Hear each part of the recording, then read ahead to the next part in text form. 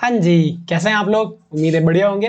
स्वागत है आप सभी का HMWB एकेडमी पर और स्वागत है सीखो जेंगो सीरीज के एक नए एपिसोड में। लास्ट वीडियो में हमने देखा था कि जेंगो सीखना क्यों इतना जरूरी है, कौन-कौन से फीचर्स हैं जेंगो के और कौन-कौन से वेब फ्रेमवर्क हैं जो कि पाइथन इस्तेमाल करता है। हमने पाइथन पढ़ी हुई है। ऑब्वियस सी बात है, जो हम वेब डेवलपमेंट करने वाले हैं वो भी हम पाइथन की मदद से ही करेंगे। तो उसमें मल्टीपल फ्रेमवर्क्स हैं जिनमें से हमें जेंगो चुना है सीखने के लिए। और जेंगो फॉलो करता है मॉडल व्यू टेम्पलेट आर्किटेक्चर। इस वीडियो में हम यही समझने वाले हैं। एमवीटी आर्किटेक्चर को समझने के लिए यहाँ पे मैं एक वेबसाइट ले रहा हूँ, ठीक है।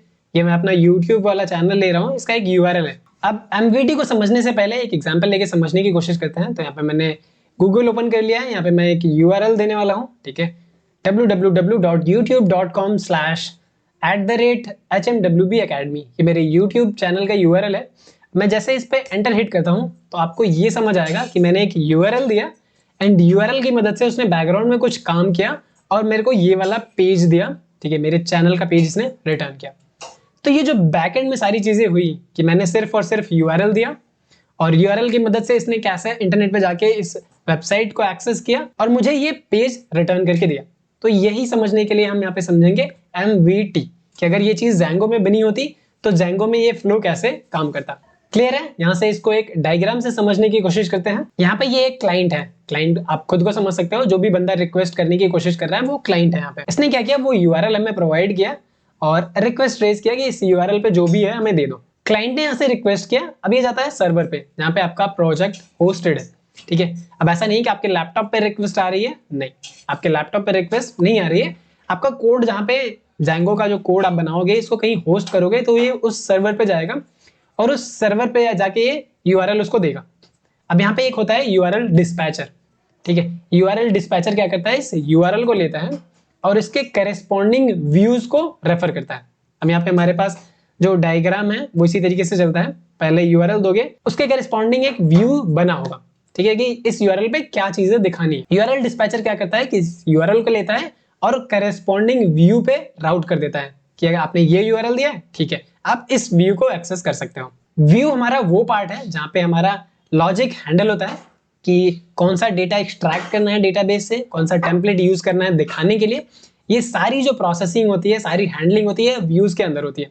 अब व्यूज क्या करता है कि मॉडल के थ्रू इंटरैक्ट करता है डेटाबेस से कि आपने अच्छा ये यूआरएल रिक्वेस्ट किया हुआ है तो इस यूआरएल पे क्या है कि चैनल का नेम है, ठीक है, ये हमारे कितने सब्सक्राइबर हैं, कितने वीडियोस अभी तक अपलोड किए जा चुके हैं, ठीक है, होम पे कौन कौन से फीचर्स हैं जो दिखाने हैं। ये सारा का सारा डेटा हमारा डेटाबेस में स्टोर है कि कौन सी चीजें हमें दिखानी है, कौन सी चीजें नहीं दिखानी है। इसमें और भी है, वीडियो सेक्शन है कि अगर आप वीडियोस पे क्लिक करते हो तो ये यूआरएल चेंज हो गया। तो अब इस यूआरएल पे कौन कौन सा डेटा है, ठीक है, वो डेटा एक्सट्रैक्ट करने का काम कौन करेगा, व्यूज। सारी हैंडलिंग वहां पे होगी। व्यूज इंटरैक्ट करेगा हमारे डेटाबेस से, वहां से डेटा निकालेगा एंड अब हमारे पास डेटा आ गया। अब इसको यूजर को दिखाना है तो यूजर को ऐसे डायरेक्टली तो दिखा नहीं सकते, तो उसके लिए एक टेम्पलेट चुना उसने।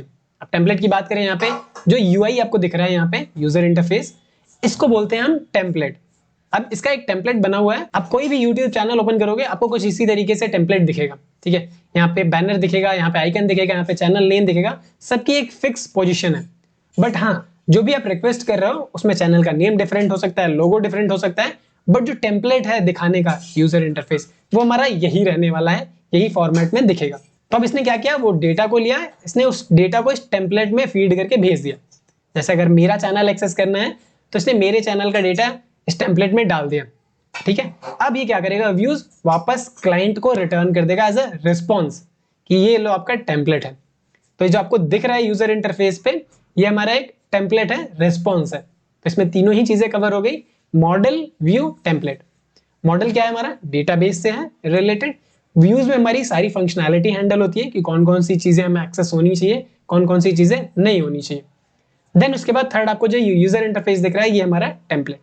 तो कुछ इस तरीके से एमवीटी आर्किटेक्चर काम करता है। तो उम्मीद है कि आपको ये आर्किटेक्चर समझ में आया होगा। अगर आपको इससे रिलेटेड कोई भी डाउट है तो वीडियो के नीचे कमेंट कर दो, और अगर आपको इसमें कुछ अच्छी चीजें लगी कि क्या एक्सप्लेनेशन सही हुआ है क्या नहीं हुआ है तो उसको भी आप एज अ फीडबैक डाल सकते हो इस वीडियो के कमेंट में। एक और चीज, अगर आपको वीडियो पसंद आ रही है तो वीडियो को लाइक जरूर कर दें, चैनल पे नए हो तो सब्सक्राइब कर दो। वीडियो की क्वालिटी में और क्या इंप्रूव किया जा सकता है आप इसका भी फीडबैक हमें दे सकते हैं। अभी आपको लग रहा होगा कि थ्योरेटिकल पार्ट पे ज्यादा फोकस कर रहे हैं, तो जी हाँ, एक दो वीडियोस हैं जिन पे थ्योरी पे फोकस करना ज़्यादा ज़रूरी था। आपको चीज़ें समझ में आनी चाहिए कि इंटरनेट पे चीज़ें काम कैसे करती हैं। इसके बाद ही हम चीज़ों को इम्प्लीमेंट करेंगे, तो आपको जो फ्लो है ना, उसमें कोई कंफ्यूजन नहीं आने वाला। तो चैनल पे नए हो तो सब्सक्राइब कर दो, और अगर वीडियोस को रेगुलरली देख रहे हो फिर भी सब्सक्राइब नहीं किया है तो कर दो यार। मिलते हैं हम हमारी नेक्स्ट वीडियो में। Next video pure coding concept होने वाली है, जहाँ पे हम अपना पहला Django प्रोजेक्ट बनाने वाले हैं। और इस चीज को हम ऐसे रैंडमली फॉलो नहीं करने वाले हैं, यहाँ पे हम एक प्रोजेक्ट बनाने वाले हैं। उस प्रोजेक्ट में बनाते बनाते हम चीजों को सीखेंगे कि कौन सी चीजें कब यूज करनी है, कैसे समझना है चीजों को। तो उम्मीद है वीडियो को लाइक कर दिया होगा। मिलते हैं हम हमारी नेक्स्ट वीडियो में, तब तक के लिए कीप लर्निंग, बाय बाय।